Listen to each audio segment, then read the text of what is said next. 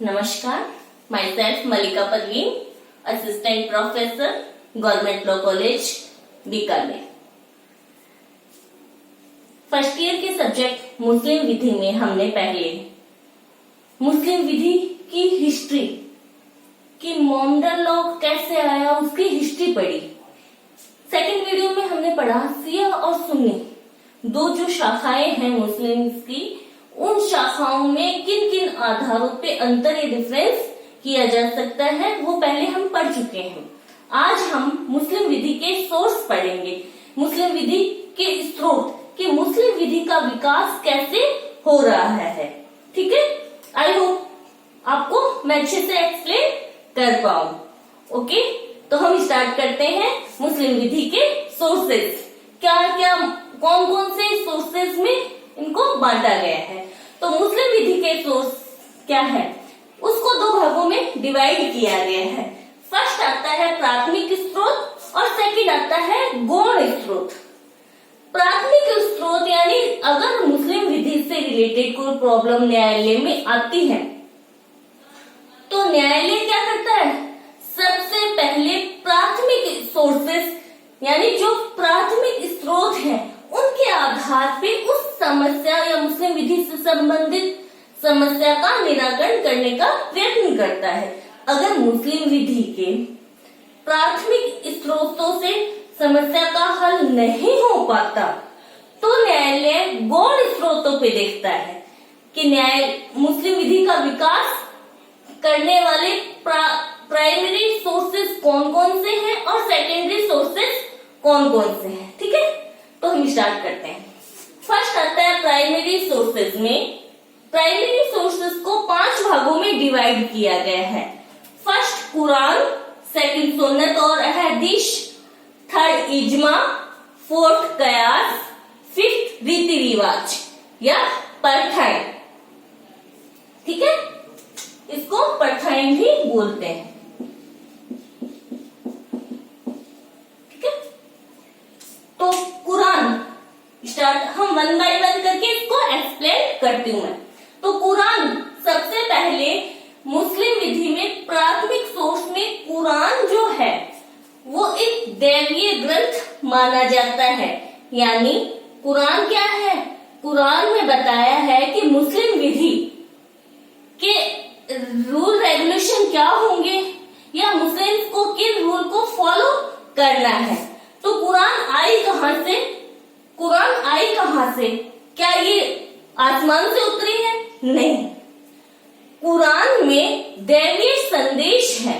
दैवीय संदेश क्या होते हैं, यानी जैसे हिंदू विधि में ईश्वरीय वाणी किसको प्राप्त हुई, ऋषि मुनियों को प्राप्त हुई, वैसे ही मुस्लिम विधि में क्या है, मुस्लिम विधि में अल्लाह के दूत थे जिब्राइल अलैहिस्सलाम, जिब्राइल थे। इन अल्लाह ताला के जो दूत थे वो जिब्राइल थे। जिब्राइल ने अल्लाह का संदेश वाहक बन के आए थे और जिब्राइल ने जो अल्लाह संदेश देना चाहते थे उन संदेशों को जिब्राइल के माध्यम से भेजा गया था धरती पे या जमीन पे।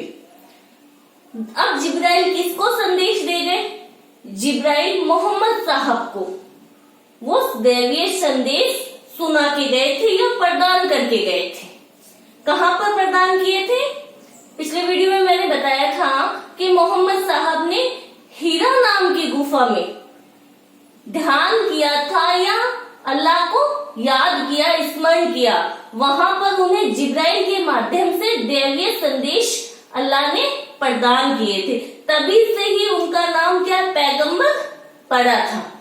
तो यानी कुरान में कौन सी बातें लिखी गई है, कुरान में वो बातें लिखी गई है जो जिब्राइल के माध्यम से अल्लाह ने मोहम्मद साहब को बताई थी।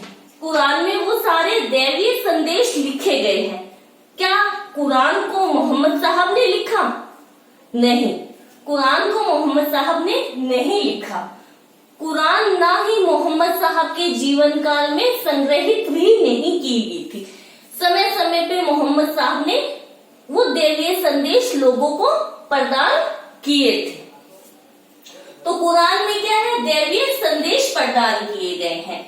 कुरान में मोहम्मद साहब के द्वारा संग्रहित नहीं की गई थी, न ही लिखी गई थी। मोहम्मद साहब की मृत्यु के बाद में, मोहम्मद साहब की मृत्यु के बाद में सुन्नी संप्रदाय के फर्स्ट खलीफा कौन हुए थे, अबू बकर। यानी अबू बकर जो सुन्नी संप्रदाय के फर्स्ट खलीफा या फर्स्ट जो उत्तराधिकारी बने थे, उन्होंने उन दैवीय संदेशों को संग्रहित करने का काम किया था। यानी संग्रहण का काम किसके द्वारा किया गया था, सुन्नी संप्रदाय के फर्स्ट खलीफा अबू बकर के द्वारा कुरान को संग्रहित किया गया था। कुरान में वो दैवीय संदेश संग्रहित किए गए थे। तो कुरान में क्या बातें हैं, कुरान की विषय वस्तु क्या है, कुरान में सामाजिक सुधार संबंधी प्रावधान बताए गए हैं। जैसे ब्याज लेना मना किया गया है, असीमित विवाह करना मना किया है, जुआ खेलना मना किया है, शराब पीना हराम बताया है। यानी सामाजिक व्यवस्थाओं या प्रथाओं का उल्लेख किया गया है। और उसके साथ साथ में कुरिवाजों को या दूषित रिवाजों को दूर करने का भी बताया है। जैसे कि ये सती प्रथा का विरोध किया गया है, सुसाइड को हराम बताया गया है, आत्महत्या करना हराम बताया गया है। वैसे ही दंड के नियमों का भी उल्लेख कुरान में किया गया है और इसके साथ साथ व्यक्तिगत नियम भी दिए गए हैं। ठीक है, तो ये विषय वस्तु है कि कुरान शरीफ में क्या क्या बातें डाली गई है, कौन कौन से नियम बताए गए हैं कुरान शरीफ। तो कुरान शरीफ क्या है, उसमें दैवीय संदेश है। इसमें कुल कितने अध्याय हैं, 30 अध्याय है, 30 चैप्टर है। ठीक है, और उसमें 4 आयतें हैं, आयतें या जिसको सूरतें बोलते हैं, सूरतें हैं। ठीक है, 6666 सूरतें हैं, जिसमें से 200 सूरत या आयतें विधि से संबंधित है, लॉ से संबंधित है। 200 विधि से संबंधित आयतें बताई गई है और उन 200 में से ही 80 आयतें ऐसी है जो पारिवारिक आयतें हैं। जैसे विवाह विच्छेद, इद्दत, मेहर, भरण पोषण, ये सारे प्रावधान कुरान में समाहित हैं। ठीक है, तो कुरान में क्या है, कुरान मुस्लिम्स की हॉली बुक है, यानी पवित्र बुक, किताब मानी गई है। और कुरान में समय समय पर आने वाली समस्याओं का भी समाधान दिया गया है। कुरान वर्षों पहले लिखी गई थी या संग्रहित की गई थी, लेकिन उसका वर्तमान में भी महत्व है। क्यों? क्योंकि मोहम्मद साहब ने वो दैवीय संदेश बताए थे जो अल्लाह ने भेजे थे और अल्लाह ने हर चीज का समाधान बताया है। ठीक है, तो कुरान प्रारंभ में कोई संहिता नहीं थी, सही कोडिफाइड लॉ नहीं है। कुरान क्या है, बिखरी हुई थी, कहीं कुछ संदेश थे, कहीं कुछ नियम थे। बाद में क्या है, इसको कोडिफाइड किया गया, संग्रहित किया गया। ठीक है, ये था कुरान में। कोई मेन सोर्स कुरान है। सेकंड आता है सुन्नत और अहदीस। क्या है सुन्नत और अहदीस? सुन्नत और अहदीस का दूसरा नाम प्रथाएं भी कह सकते हैं, रीति रिवाज भी कह सकते हैं। यानी ऐसे रीति रिवाज जिनको मोहम्मद साहब ने फॉलो किया, जिनका अनुसरण करने को मोहम्मद साहब कहते हैं। ठीक है, तो सुन्नत और अहदीस दोनों ही प्रथाएं हैं। मेन अंतर क्या है सुन्नत और अहदीस में? मेन अंतर ये दोनों ही को वैसे तो क्या अपन प्रथाएं या रीति रिवाज कह सकते हैं, लेकिन अगर कोई पूछ ले कि सुन्नत और अहदीस में मेन अंतर क्या है, क्या पता अपने को कि ये सुन्नत है और ये अहदीस है। सुन्नत और अहदीस मैं बता दूं, वैसे बुक होती है। अहदीस यानी हदीस, जिसमें कुछ कहानियां लिखी होती है, घटना विशेष का वर्णन किया होता है। ठीक है, तो मेन अंतर करते हैं। तो उसमें सबसे पहले अहदीस क्या है उसको समझना है। अहदीस किसी विशेष परंपरा, किसी विशेष घटना या किसी विशेष कहानी, विशेष उदाहरण की कहानी है। यानी अहदीस कोई परंपरा बताती है, कोई घटना बताती है या कोई उदाहरण प्रस्तुत करती है, वो होती अहदीस। जैसे एग्जाम्पल कि मोहम्मद साहब ने कहा कि रोज सवेरे उठ के नहाना चाहिए। उन्होंने कह दिया कि एक बार वो भी उठे थे और नहाए थे, ऐसे करके उन्होंने एक घटना बता दी या कहानी बता दी। वो क्या बन गई, अहदीस बन गई। यानी मोहम्मद साहब द्वारा जो प्रथाएं, रीति रिवाज चलाए गए या जो जैसा उन्होंने कहा, वो एक कहानी के रूप में वो लिखित कर ली गई, वो अहदीस है। यानी जो कुछ कहा किया वो अहदीस है। विशेष घटना, परंपरा, रीति रिवाज या कोई उदाहरण की कहानी, वो अहदीस है। अब सुन्नत क्या है, उस परंपरा में से, उस घटना में से या उस उदाहरण की कहानी में से लॉ क्या निकला, वो सुन्नत थी। यानी उसका कंक्लूजन या उसमें से विधि कौन सी आई। जैसे कि रोज सुबह नहाना चाहिए, मोहम्मद साहब नहाए थे, एक समय उन्होंने ये खाना खाया था, उन्होंने झूठा खाना नहीं छोड़ा। अब इससे लॉ क्या निकला, लॉ ये निकला कि साफ सफाई, विधि क्या बनी कि साफ सफाई में रहना चाहिए, झूठा खाना नहीं छोड़ना। वो क्या बन गई, सुन्नत बन गई। अंतर समझ आया। अहदीस क्या है, किसी विशेष परंपरा, घटना या उदाहरण की कहानी है, और इन चीजों में से निकली अगर कोई विधि है, वो विधि क्या बनी, वो सुन्नत बन गई। ठीक है, तो सुन्नत और अहदीस में मेन अंतर यही था। वैसे दोनों ही परंपराएं हैं। ठीक है, कि मोहम्मद साहब ने जैसा आचरण किया, जो कुछ कहा, वो सुन्नत बन गई। कि मोहम्मद साहब ने ऐसा अच्छा काम किया था, ये काम किया था, तो मोहम्मद साहब के अनुसार वो सुन्नत है। यानी वैसा हमें भी फॉलो करना चाहिए, वैसा आचरण हमें भी करना चाहिए, वो सुन्नत कहलाया। तो अब सुन्नत को हम 3 भागों में बांटते हैं, डिवाइड करते हैं। सुन्नतुल फैल, सेकंड सुन्नतुल कौल, थर्ड सुन्नतुल तकरीर। तो सुन्नतुल फैल क्या है? सुन्नतुल फैल का मतलब यह है कि मोहम्मद साहब ने जैसा आचरण अपने जीवन काल में किया, वैसा आचरण हमें भी करना चाहिए। यानी मोहम्मद साहब का आचरण ही क्या बन गई, एक सुन्नत बन गई कि जैसा मोहम्मद साहब ने किया वैसे वैसे हमें करना चाहिए। मोहम्मद साहब ने ज़कात दी, ज़कात देना सुन्नत है। नमाज पढ़ी, नमाज पढ़ना सुन्नत है। मिसवाक की, दांतों पे मिसवाक करना सुन्नत है।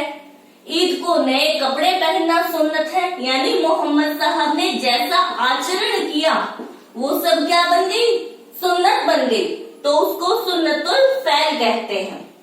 सेकंड आता है सुन्नतुल कौल, यानी मोहम्मद साहब ने अपने जीवन काल में जो कुछ लोगों को कहा, यानी जो कुछ संदेश दिया कि ऐसा काम करना अच्छा है, वो सुन्नतुल कौल बन गई। यानी जो कुछ कहा, मोहम्मद साहब ने जो कुछ लोगों को बात बताई, वो सब सुन्नतुल कौल में आती है। ठीक है, थर्ड आती है सुन्नतुल तकरीर, यानी जब मोहम्मद साहब ने ना कुछ आचरण किया, ना कुछ कहा, यानी कोई ऐसा काम हो रहा है जिसके बारे में मोहम्मद साहब मौन रहे, कुछ भी नहीं बोला, ना आचरण किया, ना कुछ उन्होंने किसी विषय वस्तु के बारे में किसी परिस्थिति के बारे में ना कुछ कहा ना कुछ आचरण किया, सिर्फ मौन रहकर उस पर सहमति व्यक्त की, यानी उसका विरोध नहीं किया, वो क्या बन गई? सुन्नतुल तकरीर बन गई। यानी वो परंपराएं सुन्नतुल तकरीर बन गई जिनका मोहम्मद साहब ने विरोध नहीं किया और मौन रहकर समर्थन कर दिया। मौन रहकर समर्थन किया, वो सुन्नतुल तकरीर बन गई। सुन्नत ये थी। अब आता है अहदीस। अहदीस भी परंपराएं हैं, वो कहानियां हैं, घटनाएं हैं, विशेष उदाहरण है। तो अब अहदीस कौन सी प्रमाणिक, यानी उनको प्रमाणिकता के आधार पर, अहदीस को प्रमाणिकता की दृष्टि से 3 भागों में बांटा गया है। फर्स्ट सुन्नत अहदीस आती है अहदीस ए मुतवारा, ऐसी हदीस जो सार्वजनिक हो, सर्वव्यापक हो, जिसका ज्ञान सभी को हो। यानी ऐसी कोई परंपरा जिसका नॉलेज सभी को कि रोजे रखने हैं, सभी को ईद को नए कपड़े पहनने हैं, ईद की नमाज पढ़नी है, ईद को ये हुआ था, ये ताजिया देख लो कि मोहम्मद हसन और हुसैन की उस दिन कत्ल हुआ था, तो उनकी वो क्या है, याद में मनाया जाता है। वो एक घटना थी, वो एक कहानी थी, तो वो क्या है, सार्वजनिक है, सर्वव्यापक है, यानी जिसका ज्ञान सभी को हो, वो सर्वोच्च जाति। अहदीस ए मुतवारा, प्रमाणिकता की दृष्टि से सभी लोग अहदीस ए मुतवारा को जानते हैं। प्रमाणिकता की दृष्टि से जो सर्वोच्च है वो मुतवारा है, अहदीस ए मुतवारा। सेकंड, लोगों को ज्ञान तो है मशहूरा का, ऐसी परंपराओं का लोगों को ज्ञान तो है, पर वो ऐसी है कि सभी उसको फॉलो नहीं करते। अधिकांश लोगों की जानकारी में है, लेकिन वो सर्वव्यापक नहीं है। हर व्यक्ति को उसका ज्ञान नहीं है। बहुत से लोगों को है, लेकिन हर व्यक्ति को उसका ज्ञान नहीं है। तो मशहूरा मशहूर है, सार्वजनिक सर्वव्यापक नहीं है। तो अहदीस ए मशहूरा प्रमाणिकता की दृष्टि से सेकंड नंबर पर आती है। थर्ड आती है अहदीस ए वाहिद, कि ऐसी परंपराएं, ऐसे रीति रिवाज जिनका ज्ञान बहुत कम लोगों को है, मतलब गिने चुने लोगों या परिवार समाज के लोगों को ही है, हर एक को इसका ज्ञान, ऐसी परंपराओं का ज्ञान नहीं है, तो वो प्रमाणिकता की दृष्टि से नीचे आती है। मुतवारा फर्स्ट नंबर पे आती है, मशहूरा सेकंड नंबर पे आती है, और अहदीस ए वाहिद प्रमाणिकता की दृष्टि से ऐसी परंपराएं एकदम लोअर आती है, नीचे आती है। ठीक है, तो ये था सुन्नत और अहदीस। अब आता है थर्ड इजमा। इजमा क्या है? इजमा, अगर न्यायालय के सामने कोई प्रॉब्लम आती है, समस्या आती है, उसका समाधान न्यायालय क्या करता है? सबसे पहले कुरान में खोजता है, कुरान शरीफ में नहीं मिलता तो सुन्नत और अहदीस में खोजता है। अगर वैसी कोई ना सुन्नत है ना ही कोई अहदीस लिखी गई है, वैसी कोई परंपरा नहीं है, तो मोहम्मद द्वारा ना कोई सुन्नत दी गई ना कोई अहदीस बताई गई, तो अब न्यायालय क्या करेगा? अब न्यायालय उस समस्या का समाधान करने के लिए इजमा यानी न्यायालय क्या करेगा? उसको कुरान और सुन्नत और अहदीस के अनुसरण में रहते हुए उसका समस्या का समाधान निकालने का प्रयास करेगा। ठीक है, तो इसमें क्या करता है इजमा? इजमा में विधिवेताओं यानी एक्सपर्ट की राय ली जाती है। एक्सपर्ट की राय ली जाती है कि मान लो लॉ से संबंधित कोई प्रॉब्लम आई, तो एक्सपर्ट, लॉ वाले एक्सपर्ट, विधि विशेषज्ञों का ज्ञान लिया जाएगा। अगर पारिवारिक समस्या या व्यक्तिगत कानून से संबंधित, व्यक्तिगत रीति रिवाजों से संबंधित कोई आई, तो परिवार के बड़ों से या जो बुजुर्ग है उनसे सलाह ली ली जाती है, राय ली जाती। ये इजमा क्या है? राय है। राय लेना यानी ओपिनियन ली जाती है। तो इजमा को प्रामाणिकता की दृष्टि से 3 भागों में बांटा गया है। सबसे पहले पैगंबर के साथियों का इजमा, यानी मोहम्मद साहब ने किसी बारे में कुछ नहीं कहा, मौन रहे, तभी तो इजमा बनाने की जरूरत पड़ी, राय लेने की जरूरत पड़ी। मोहम्मद साहब कहते तो वो सुन्नत बन जाती, या कोई घटना करते, रीति रिवाज अपनाते, वो अहदीस बन जाती, लेकिन कुछ नहीं कहा। अब मोहम्मद साहब की मृत्यु हो गई, लेकिन मोहम्मद साहब के जो शागिर्द थे, शिष्य थे, उन्होंने वो मोहम्मद साहब के साथ रहे अधिकतम समय में मोहम्मद साहब के निकट रहे थे। तो निकट रहने के कारण उन्हें उन साथियों या उन शागिर्दों के तर्क या जो सोचने समझने की शक्ति थी वो मोहम्मद साहब से मिलने जुलने लगी थी, यानी वो अपने गुरु को फॉलो करते थे। तो गुरु को फॉलो करने के कारण यानी उनका भी आचरण, उनका भी रीति व्यवहार करने का जो तरीका था वो कैसे हो गया? पैगंबर मोहम्मद साहब के जैसा हो गया।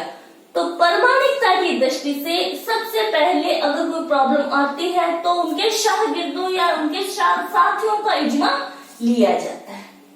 अब अगर साथी अब तो रहे नहीं, तो साथियों के उत्तराधिकारियों का भी इजमा लिया जा सकता है। शागिर्दों के उत्तराधिकारियों का, सक्सेसर का इजमा, राय ली जा सकती।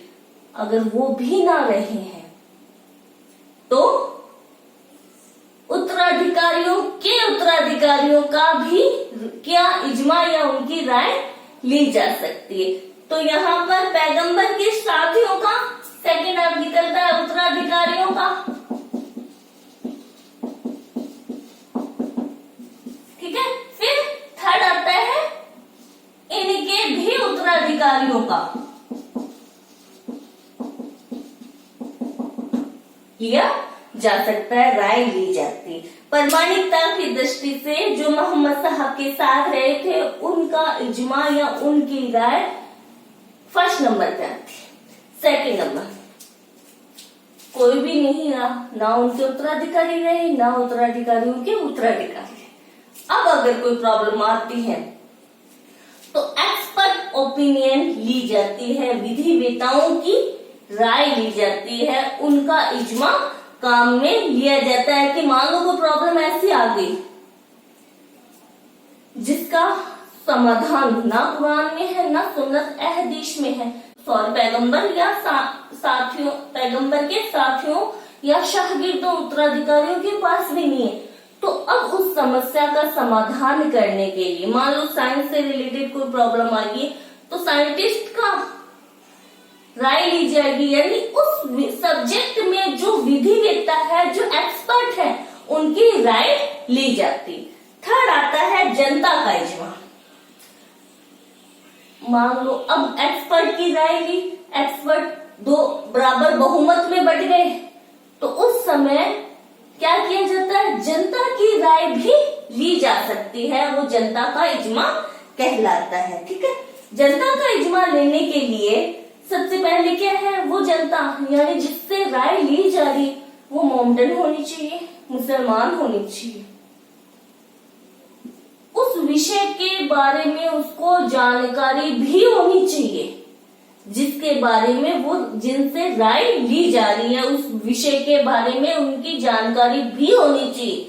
मान लो कोई ऐसा व्यक्ति है जिसको पॉलिटिक्स बिल्कुल नहीं आती और उससे पॉलिटिक्स की राय मांग ली जाती है, तो वो इजमा सही इजमा नहीं होता है। यानी जिस व्यक्ति से राय मांगी जा रही है उसे उस विषय का ज्ञान भी होना चाहिए। और थर्ड आता है जो इजमा लिया, फर्स्ट तो क्या है? मुसलमान होना चाहिए, सेकंड उस विषय का जानकार होना चाहिए, एक्सपर्ट होना चाहिए, ठीक है। तो इजमा में ये थे कि जब इजमा लिया जाता है और इजमा ली जाती है तो उस इजमा को क्या किया जाता है?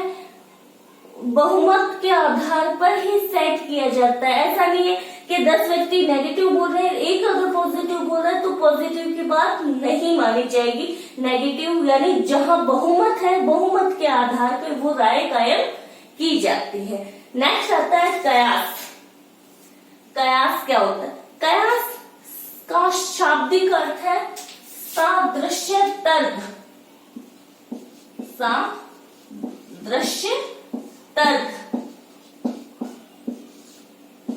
ठीक है। सादृश्य तर्क का क्या है कि अब ना कुरान, सुन्नत, अहदीस, इजमा किसी से भी समस्या का समाधान नहीं हो पा रहा है, तो फिर न्यायालय क्या करता है? अब न्यायालय तर्क लगाएगा, अपना माइंड लगाएगा, लेकिन वो तर्क किस पर आधारित होगा? कुरान, सुन्नत और अहदीस पर आधारित होगा। न्यायालय मनमाना तर्क नहीं लगा सकता। जो तर्क लगाया जा रहा है वो कुरान और सुन्नत पर सादृश्य, यानी अगर उस समय कोई प्रॉब्लम आती तो कुरान में उसके बारे में, कुरान में क्या उल्लेख किया जाता, या अहदीस क्या लिखी जाती, या सुन्नत में क्या उल्लेख किया जाता, वो सब उन सब को माइंड में रखकर सादृश्य निष्कर्ष या तर्क निकाला जाता है। ये होता है कयास। नेक्स्ट रीति रिवाज, उर्फ बोलते हैं जिसको, उर्फ यानी प्रथाएं। प्राथमिक सोर्स में रीति रिवाज का अपना अलग महत्व है। अरब में इस्लाम के उद्भव होने से पूर्व कई रूढ़ियां थी, कई सामाजिक प्रथाएं थी, धर्म था, नैतिकता, व्यापार, वाणिज्य था।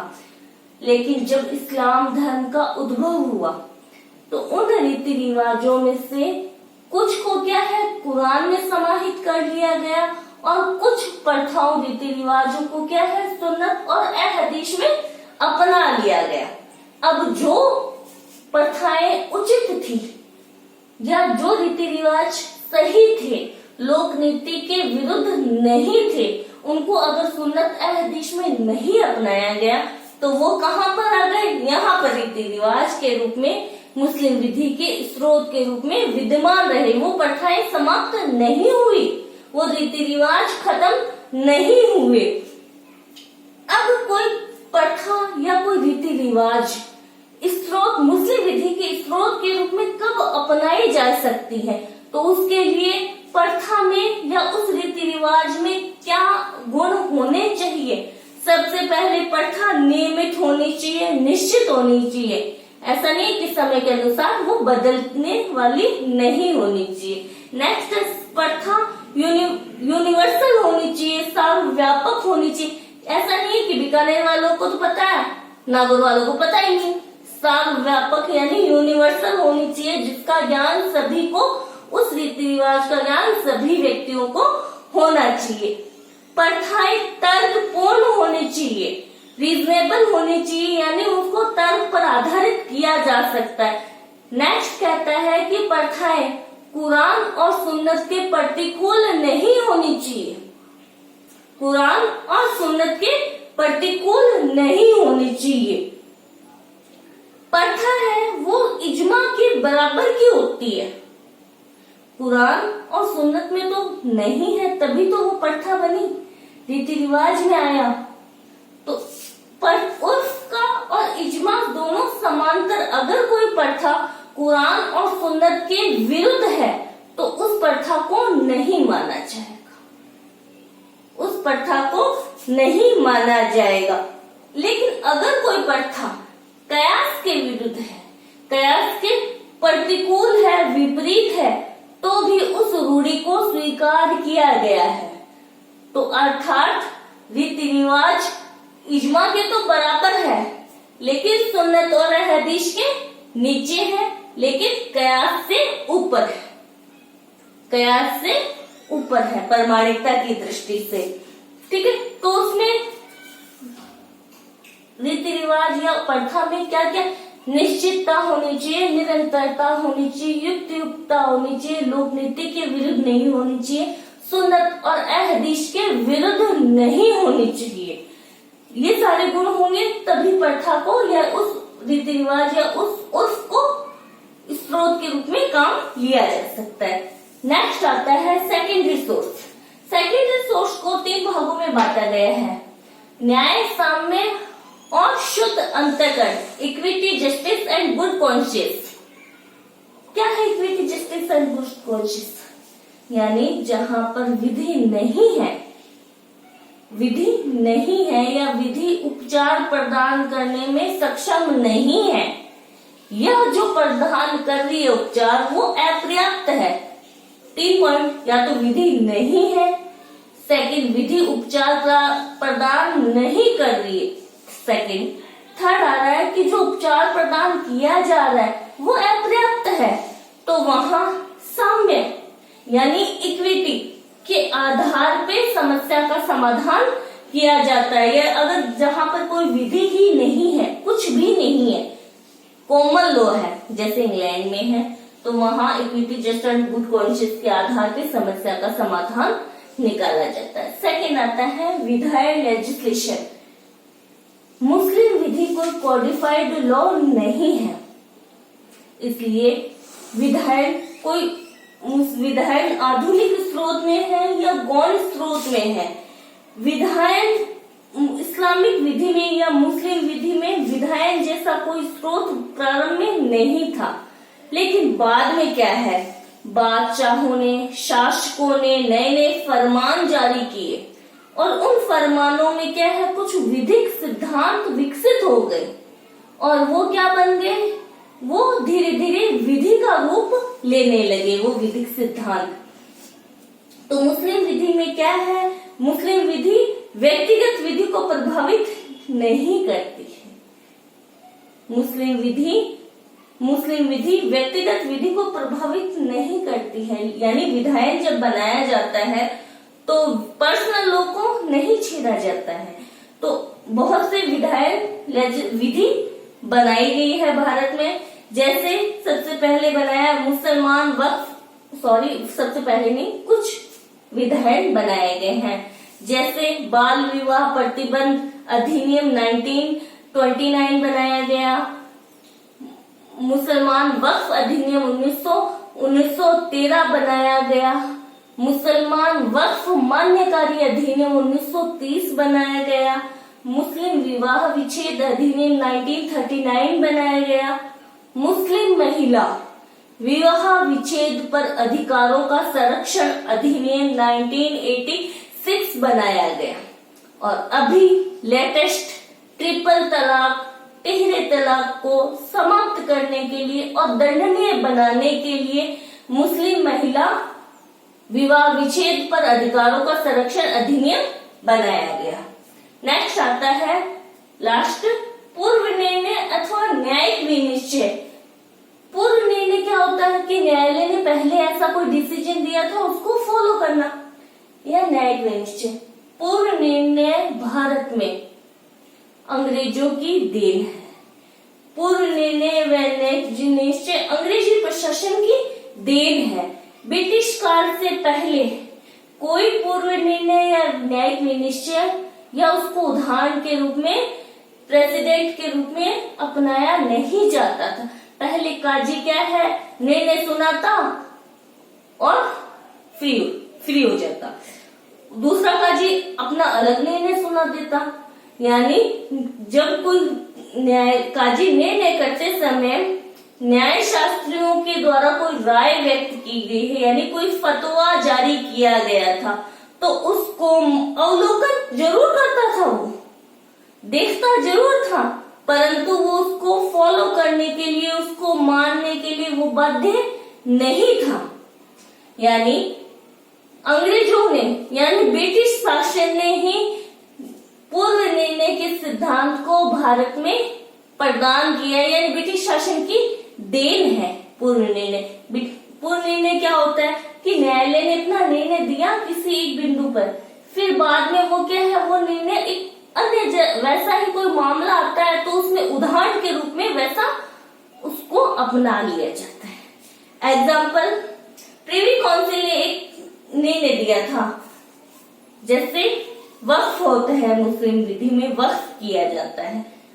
तो वक्फ अल औलाद को अमान्यकारी या अवैध अमान्यकारी घोषित किया गया था अब्दुल फत्ता मोहम्मद वर्सेस रास मेहदर चौधरी।